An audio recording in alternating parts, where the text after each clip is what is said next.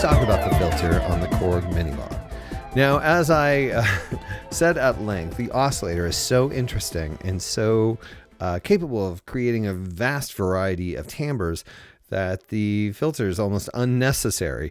But, you know, you and I both know that, come on, filters are fun, they sound great, and they can affect the sound in important and interesting ways. So let's have a listen to what this filter sounds like. Right now, I just have a sawtooth wave coming out of the oscillator, going into the filter so that we can really hear the filter and not all of the cool oscillator stuff that's going on. Now you have the opportunity to choose either a 4-pole filter or a 2-pole filter. The difference is a 4-pole filter cuts off the frequencies from the filter cutoff point more abruptly than a 2-pole filter. So more of the higher frequencies remain in the sound above the filter cutoff point with a 2-pole filter than a 4-pole filter. And basically what that means is they're just slightly different timbres. The 2-pole filter is a little more aggressive. It has a little more bite to it.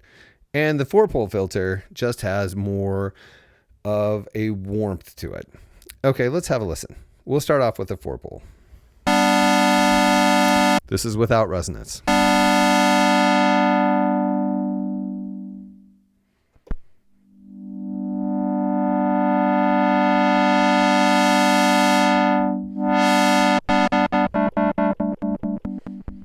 We do have this clicking.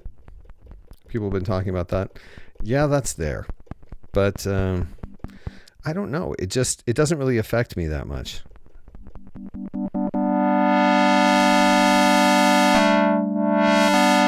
And let's compare that to the 2-pole.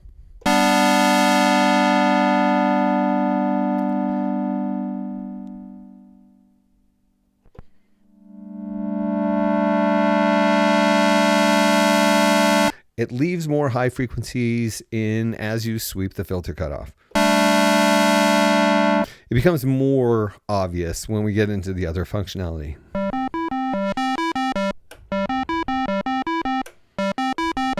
There's a good example. 2-pole, 4-pole at that particular filter cutoff point. Okay. So that is just, that's beneficial because those are two different sounds. We also do have resonance. Let's have a listen to that.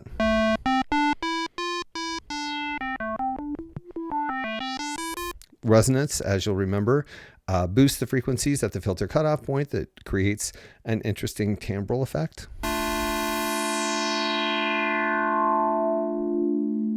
We turn that up a little bit more. We're already bordering on filter self-oscillation. That's an interesting filter sound. And you can hear the self-oscillation happening. Ooh. Okay, let's hear that with the 2-pole.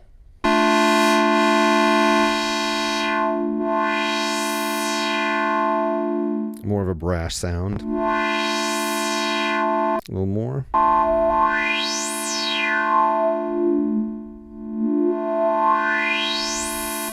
A little bit more.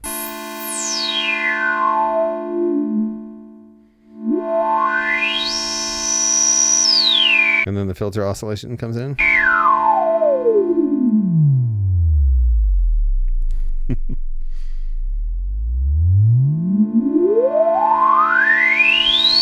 So you basically have two slightly different filters. And let's remember that with filter self-oscillation, if we turn down the oscillator and we switch on key track, which opens the filter cutoff point in a manner consistent with the voltages coming from the keys, so the filter cutoff point actually follows the note structure of the keys, so you're able to actually play the filter like an oscillator.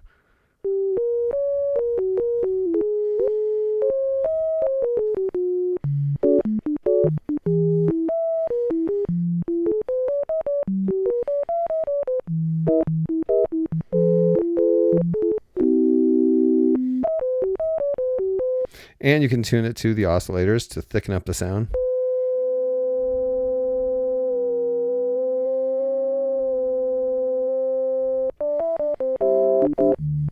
Get some sort of organ-like tones.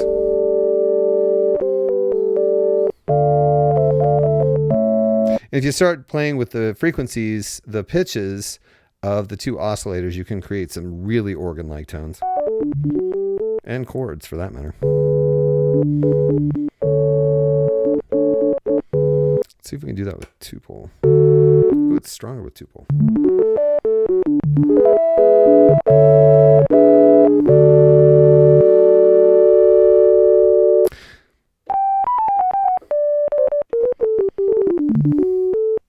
So that's a lot of fun you can have with the filter.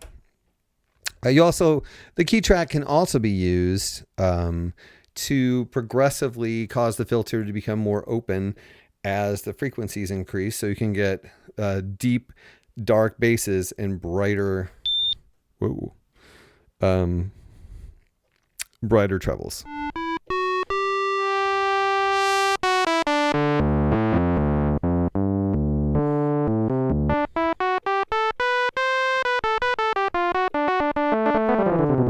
As you can hear the filter, it gets darker as it goes lower.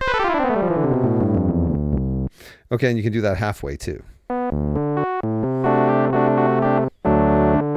It's a way to differentiate your trebles from your basses to sort of make the treble stand out.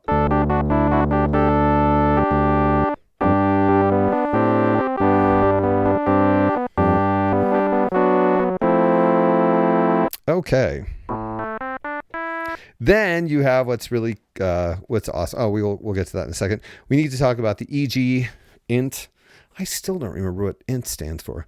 I'm sure now I'll get 18 comments, people telling me, but that's okay.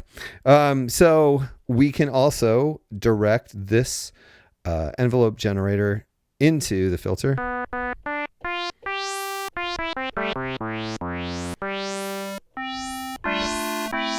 To create some really standard sounds.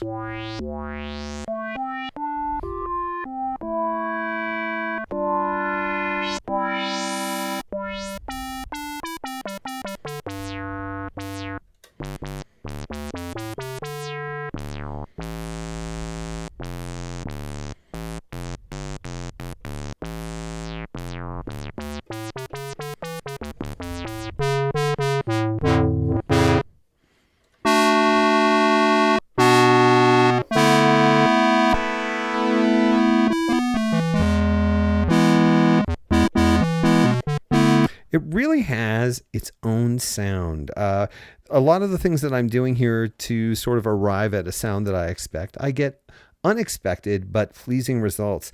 And that's a really interesting aspect. It's a really interesting character, charm that this synthesizer has.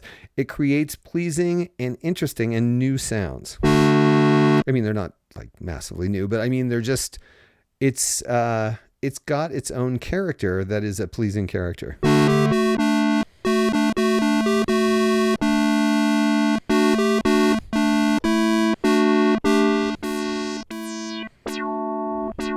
You might notice that this resonance does carve a little bit of the low end off of the sound.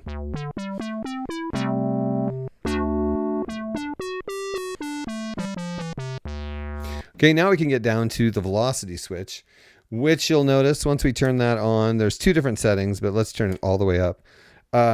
Now, how much the envelope affects the sound depends on how the velocity with which you hit the keys.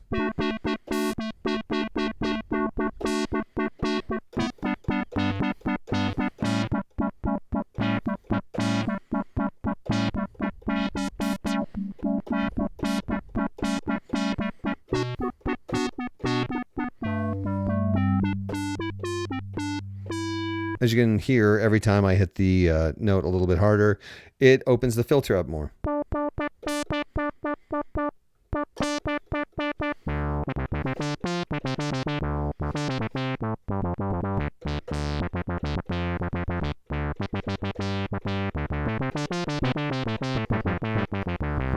This probably has some effect on it.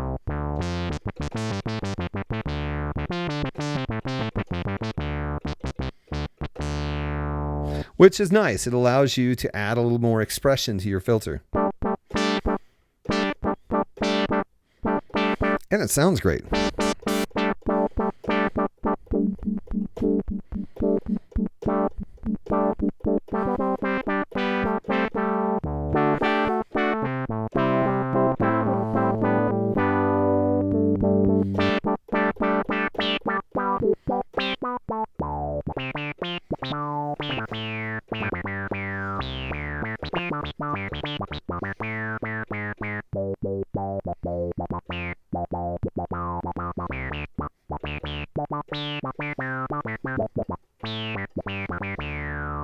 I love that. That's really fun. So that's basically what we're dealing with the filter. It has a really nice tone that you can adapt with the different pole settings. See, this sounds a little more gritty.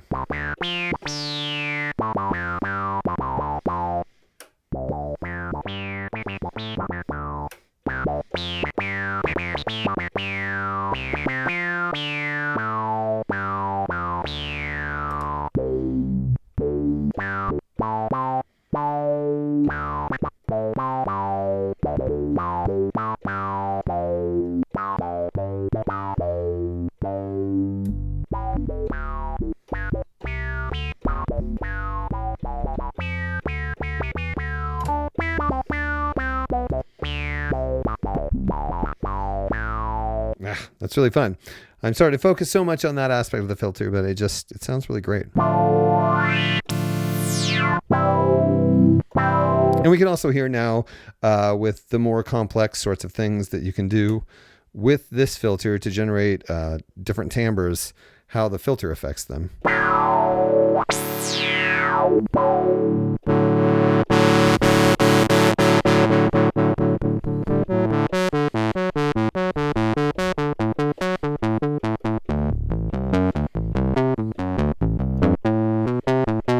Because of the complexity of the VCOs and this pleasing filter, you can really hear how organic the sound can be.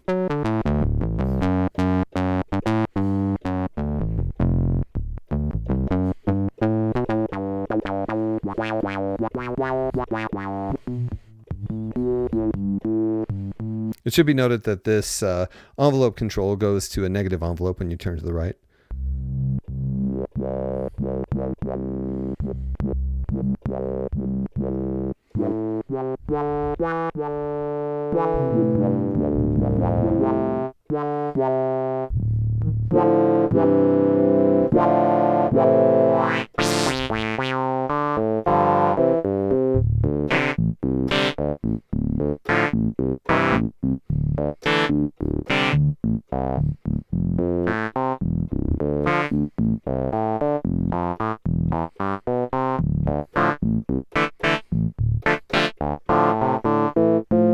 So you have the complex oscillator sounds and this relatively beautiful, rich filter.